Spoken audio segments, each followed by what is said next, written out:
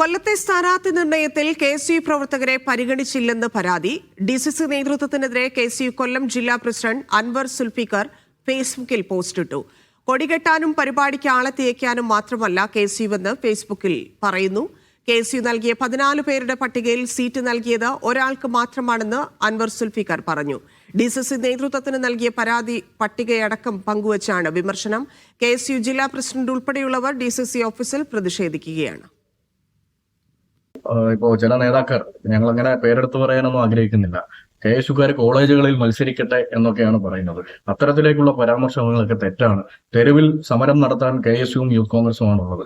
അത് കൃത്യമായി DCC നേതൃത്വം അടക്കം KPCC നേതൃത്വം അടക്കം കൃത്യമായി കാണുന്ന കാഴ്ചയുമാണ്.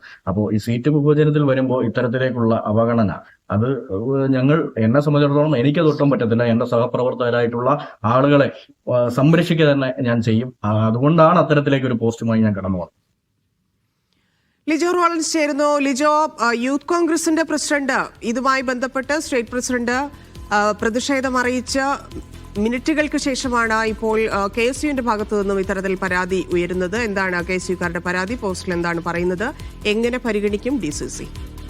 ധന്യ, കൊല്ലത്ത് KSU ജില്ലാ അധ്യക്ഷന്റെ നേതൃത്വത്തിൽ 14 പേരുടെ ഒരു പട്ടികയായിരുന്നു DCC നേതൃത്വത്തിന് കൈമാറിയിരുന്നത്. DCC പ്രസിഡന്റിന് അത് കൃത്യമായി കൈമാറുകയും ചെയ്തിട്ടുണ്ട്. എന്നാൽ ഇന്ന് കോർപ്പറേഷനിലെ സ്ഥാനാർത്ഥി നിർണയം പൂർത്തിയായി. മാത്രവുമല്ല, കോർ കമ്മിറ്റി ചേർന്നുകൊണ്ട് മറ്റ് ഇടങ്ങളിലേക്ക്, ജില്ലാ പഞ്ചായത്തിലേക്കും ബ്ലോക്ക് പഞ്ചായത്തുകളിലേക്കും മുനിസിപ്പാലിറ്റികളിലേക്കും ഒക്കെ ഏകദേശം അന്തിമ ധാരണയായി എന്നറിഞ്ഞതോടുകൂടെയാണ് അതിലൊന്നും തന്നെ ഈ നൽകിയ പട്ടികയിലുള്ള, അതായത് ഒരേ ഒരാൾക്ക് മാത്രമാണ് കോർപ്പറേഷനിൽ സീറ്റ് നൽകിയിരിക്കുന്നത്. അത് കഴിഞ്ഞ് മറ്റാർക്കും നൽകാത്തതിനെ തുടർന്നാണ് ഇപ്പോൾ ഒരു പ്രതിഷേധ സൂചകമായ ഒരു കുറിപ്പ് നൽകിയത്. അതിന് പിന്നാലെ തന്നെ യൂത്ത് കോൺഗ്രസിന്റെ KSUവിന്റെ ജില്ലാ അധ്യക്ഷൻ ഉൾപ്പെടെയുള്ളവർ DCCയിൽ എത്തിയിട്ടുണ്ടായിരുന്നു. പക്ഷേ DCCയിൽ അപ്പോൾ അവിടെ മറ്റാരും ഉണ്ടായില്ലായിരുന്നത് കൊണ്ട് തന്നെ അവർ അല്പസമയം DCC പ്രസിഡന്റിന്റെ മുറിക്കും മുന്നിൽ പ്രതിഷേധിച്ചതിന് ശേഷം മടങ്ങിപ്പോവുകയും ചെയ്തു.